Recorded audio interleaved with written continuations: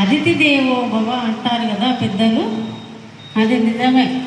మనం కూడా పాటిస్తాం మనకు తెలియకుండానే. ఈరోజు ఎంతో సుదినము.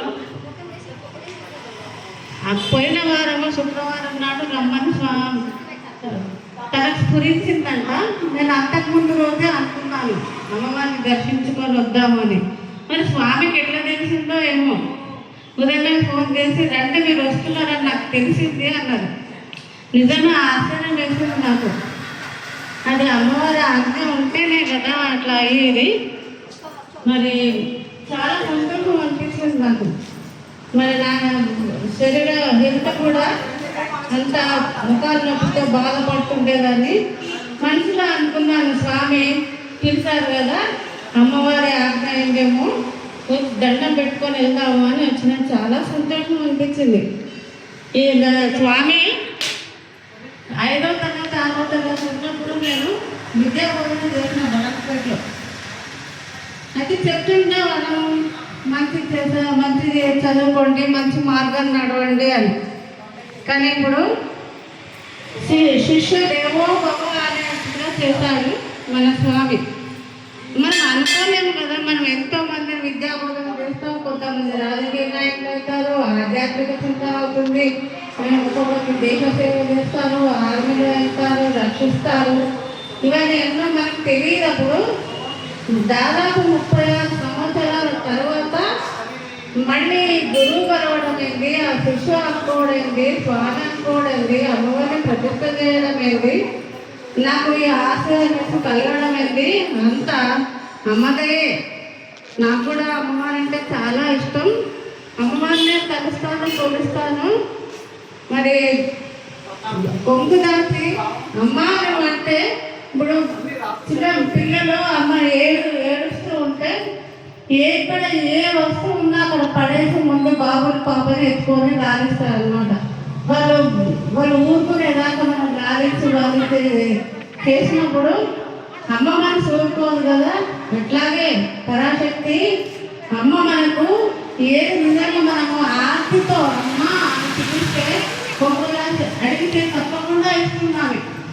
ఆ నమ్మ ఎన్నోసార్లు నాకు ఎదురైతే నేను కూడా అనుభవించాను. అట్లా అనుభవించి చెప్తున్నాను. మరి స్వామి ఎన్నెన్నో విషయాలు చెప్పాలి నాకు. వాతావరణ కాలుష్యం అని, ఏ విధంగా శరీరాన్ని ఎట్లా రక్షించుకోవాలి, పోషకాహారాలు ఏం తీసుకోవాలి, పిల్లలు ఎలా పెంచాలి, ఉదయమే ఓంకారం చేయాలి. నిజంగా అది ఓంకారం చేస్తే మనము ఉదయం చేసినప్పుడు చూడండి 7-8 గంటలకు లేచినప్పుడు బద్ధకంగా ఎట్లా ఉంటుందో, మరి మా తెల్లవారుజాములో లేస్తే ఏదో తెలియని ఆనందం అనుభూతి వస్తుంది. ఆ రోజు మొత్తం తెల్లవారుగా ఉంటాను. అబ్బా నేను ఎంత పొద్దుకు లేచిన ఎంత బాగా చేసుకున్నా అని అనిపిస్తుంది అనమాట. అక్షరాల సత్యం స్వామి ఏంటంటే ఏకధాటిగా ఒక పులిస్తా భ్రమణ లేకుండా ఏకధాటిగా ప్రవచనం చేస్తే నిజంగా నాకు చాలా ఆశ్చర్యమైంది.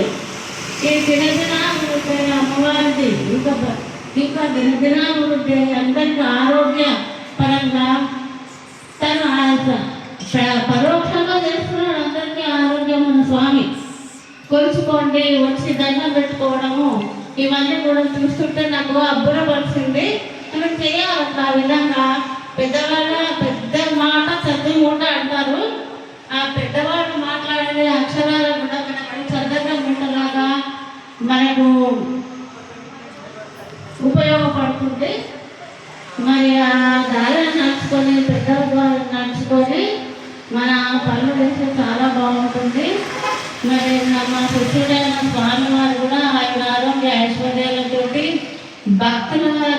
భక్తులకు అన్ని విధాల వరాలు ఇస్తూ, అంటే అమ్మని వేడుకొని వీళ్ళకందరికీ బాగు చేయాలని అనే తపనతో చేస్తున్నారు. కాబట్టి మంచి కార్యక్రమాన్ని చేపట్టిండ్రు. ఇన్నాళ్లకు దాదాపు 36 సంవత్సరాలకు నేను కలుసుకున్నానంటే అది అమ్మ ఆజ్ఞ. మీ అందరి కూడా అమ్మవారి ఆశీస్సులు ఉండాలని